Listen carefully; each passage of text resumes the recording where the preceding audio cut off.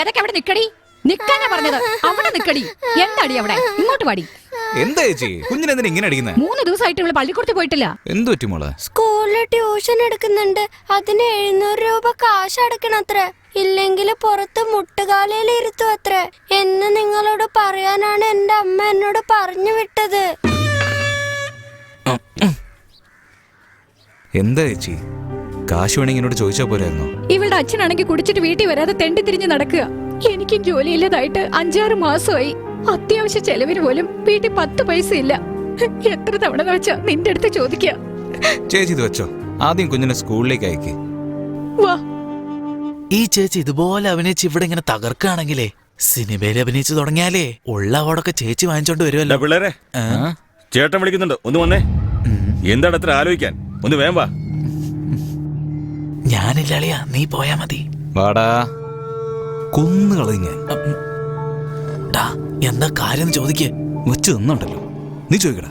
ചേട്ടാ ചേട്ടാ എന്താ കാര്യം പറഞ്ഞിട്ട് പോ. കൈലുമോൾ എന്തോ പറഞ്ഞിട്ടാ, അത് ചോദിക്കാൻ വേണ്ടിയാ. ഒന്ന് വേഗം വന്നേ.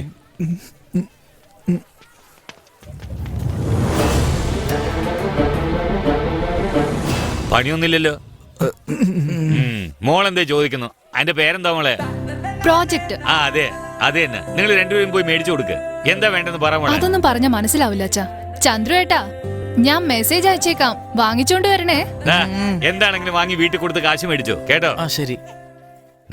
വണ്ടി എടുക്ക്. ഏതാടാ ഇയാള്? അടിച്ചു മാറ്റുന്ന സാധനമാണെങ്കിൽ പോട്ടെ, വാങ്ങിട്ട് വരുന്ന സാധനം വീട്ടിൽ പോയി പൈസ വാങ്ങണമെന്ന് വെച്ചാ മിണ്ടാരിടാ. ഞാൻ തന്നെ അവളുടെ അച്ഛൻ്റെ അടുത്ത് SMS കാര്യമല്ലോ പറയാന്നുള്ള പേടിയിലായിരുന്നു. അതിന്റെ ഇടയിലാണ് നീ കാശും ഗീഷെന്നൊക്കെ പറഞ്ഞു. എന്താണ്ട വന്നല്ല, സ്വർണത്തില് താലി, 2 മാല, ഒരു ബൊക്കെ, കസവ് മുണ്ട്, വെള്ള ഷർട്ട്, ബാലയുടെ സൈസില്. ഇതെല്ലാം വാങ്ങിച്ചുകൊണ്ട് രാവിലെ 11 മണിക്ക് സുബ്രഹ്മണ്യ സ്വാമി ക്ഷേത്രത്തിലേക്ക് വരണം. ഇമ്പോർട്ടന്റ് മാറ്റർ, കൊടൈക്കനാലിൽ ഹണിമൂൺ കോട്ടേജ് ബുക്ക് ചെയ്യണം. അളിയ സോറി അളിയ, ഒറ്റ ഒരു മെസ്സേജ് കൊണ്ട് ഇത്രയും പണി കിട്ടും ഞാൻ തീരെ പ്രതീക്ഷിച്ചില്ല. ശരി വിട്ടേക്കടാ, സാരമില്ല. രക്ഷപ്പെട്ടു. ആട്ടെ, നാളെ ഡിണ്ടുക്കല്ലിൽ സ്വർണ്ണക്കടയ്ക്ക് എപ്പോഴാടാ നമുക്ക്? ആവശ്യമില്ലാതെ പണി വാങ്ങിച്ചു വെക്കല്ലേ. അവള് ചോദിച്ചതല്ലേ, അപ്പൊ വാങ്ങിച്ചു കൊടുക്കാതിരിക്കാൻ പറ്റുമോ?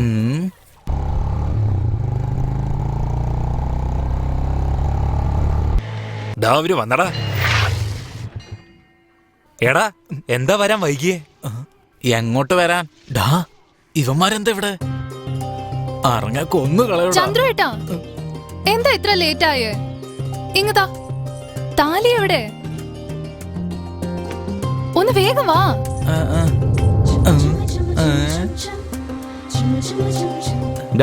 വാടാ. ഞാനൊന്നുമില്ല. അവനെ കൊണ്ടുവാ. അവരൊക്കെ വന്നു നോക്ക്. കസവുമുണ്ടും വെള്ള ഷർട്ടും. ഇത് എനിക്കെന്തിനാ? പോയി ഉടുത്തോണ്ട് വാ. മുഹൂർത്തം അടുക്കുന്ന ചെറുക്കനെ വിളിച്ചോണ്ട് വരൂ. ചന്ദ്രു ഏട്ടാ, വേഗം മാല ഇടിച്ച് കൊണ്ടുവാ.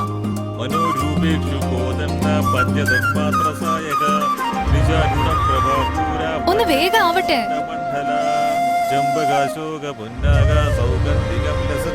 സർവമംഗളമാംഗല്യേ ശിവേ സർവാർത്ഥി സാധികേ ശരണ്യേ ത്രയംബികേ ഗൗരി നാരായണി നമോസ്തുതേ. ആ മാംഗല്യം കാണിച്ച് എല്ലാവരുടെ ആശീർവാദം മേടിക്കൂ. ആ പറഞ്ഞോളൂ. സ്വാമി, അത്യാവശ്യമായിട്ട് ഒരു കല്യാണം നടത്താണ്ട്. വരാന്നേറ്റ ആള് വന്നില്ല. സ്വാമിക്കൊന്ന് വരാൻ പറ്റുമോ? ഞാൻ ഇവിടെ ഒരു കല്യാണത്തിൽ ബിസിയാണ്. എന്നാ ഫോണിൽ തന്നെ മന്ത്രം ചൊല്ലിക്കോ, ഞങ്ങള് താലി കെട്ടിക്കോളാം. ഫോണിൽ ഒരു 1000 രൂപയ്ക്ക് റീചാർജ് ചെയ്തേക്കാം. അപ്പൊ മംഗളായിട്ട് ചെയ്യാം. സർവമംഗളമാംഗല്യേ ശിവേ സർവാർത്ഥി സാധികേ ശരണ്യേ ത്രയംബികേ ഗൗരി.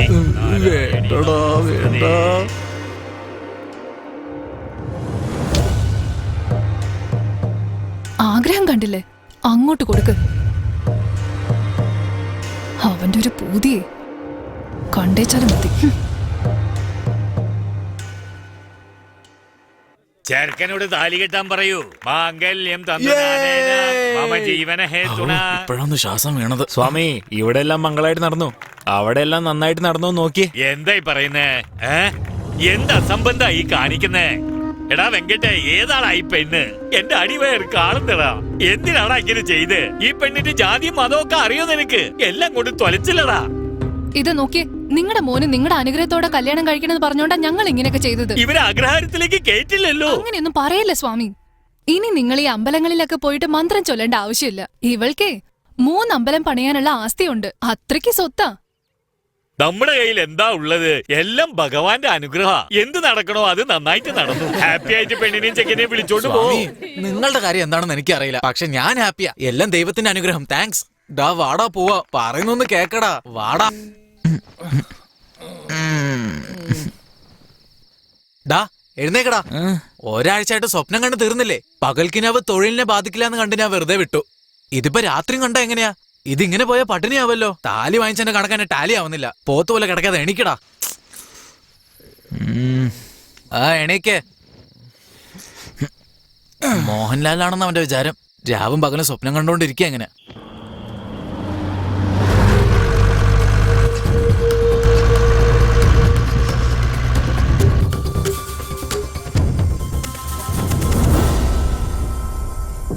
ഇതെന്താണെന്ന് ഒരു പിടിയില്ല മാമ.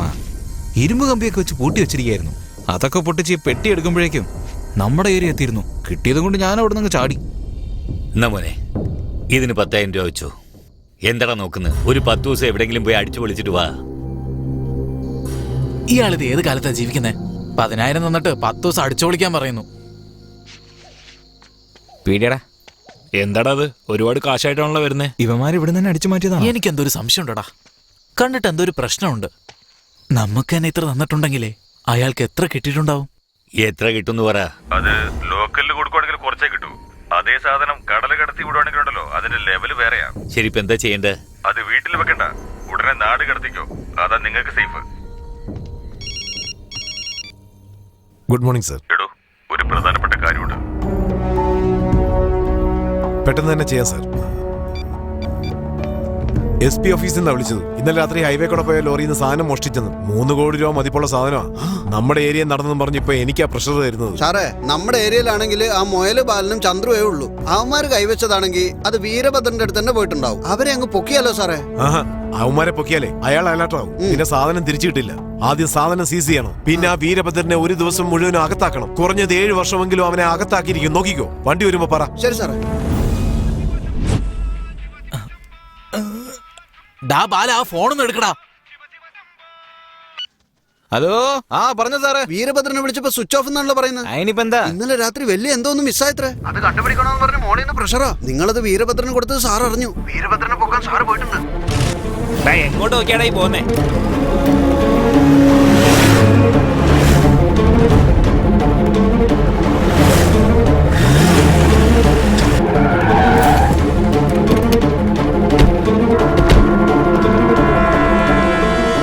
അവനകത്ത് കാണാൻ പോയി പൊക്ക്.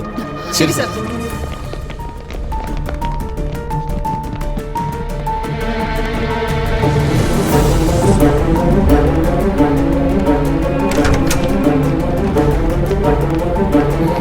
സർ, അവൻ ഇവിടെ ഇല്ല സർ. എന്ത്?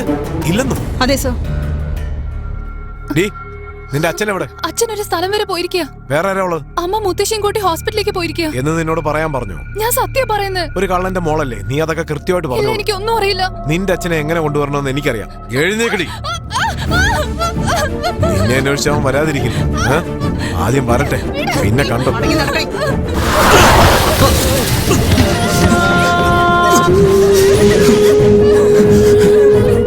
മര്യാദയ്ക്ക് നടക്കുന്ന നിനക്ക് നല്ലത്. മാറി നിൽക്കണം. സാറിന് എന്താ വേണ്ട? സാധനല്ലേ വേണ്ടത്? അത് ഞാനാ സാർ എടുത്തത്. അവൾക്ക് ഇതായിട്ട് യാതൊരു ബന്ധവുമില്ല. കൈയെടുത്ത് സാറേ. കള്ളത്തരം കാണിച്ചിട്ട് പോലീസുകാരന്റെ മെത്ത് കൈവെക്കുന്നോടാ. എടാ കള്ള സാറിന്റെ മെത്ത് കൈവയ്ക്കുന്നു.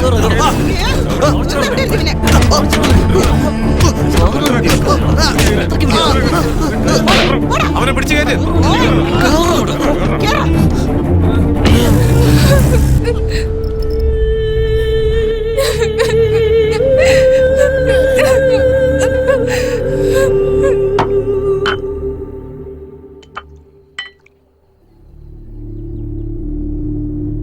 പള്ളപ്പട്ടി സ്റ്റേഷൻ SI ലൈനിൽ വരൂ.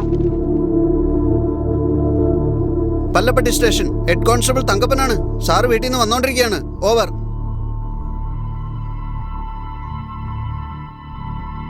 ഓക്കെ സാർ, പറഞ്ഞേക്കാം സാർ. ഡോ അവൻ വാ തുറന്ന് വല്ലതും പറഞ്ഞോ? അക്വിസ്റ്റ് 5 പേരെയും അവർ മോട്ടിച്ച സാധനങ്ങളും തിരിച്ചിക്കടുത്തൊന്ന് പിടിച്ചിട്ടുണ്ട് സാർ. ഇപ്പോഴാണ് ഇൻഫർമേഷൻ വന്നത്. സാറിനോട് പറയാൻ പറഞ്ഞു. ഡാ നിനക്ക് വട്ടാന്നോടാ. ഞാനായിട്ടെന്ന് പറഞ്ഞോണ്ട് രാത്രി മുഴുവൻ എന്റെ കയ്യിന്ന് ശരിക്കും വാങ്ങിച്ചില്ലേ? സാറിന് ഇപ്പോൾ ഒന്നും അറിയേണ്ട ആവശ്യമില്ലല്ലോ. സാധനം ഞങ്ങളല്ല എടുത്തെന്ന് മനസ്സിലായില്ലേ? ഇനി പുറത്ത് ഇറങ്ങിക്കൂടെ? മിണ്ടായിരിടാ, സാറിനോട് അങ്ങനെയൊന്നും സംസാരിക്കരുത്. ഒരു കേസിന്റെ അന്വേഷണത്തിന് വേണ്ടി വിളിച്ചതാണ്. ഉപദ്രവമൊന്നും ചെയ്തില്ലെന്ന് എഴുതി അവന്റെ അടുത്തൊന്ന് ഒപ്പൊന്ന് വാങ്ങിച്ചേക്കും. ശരി സാറേ.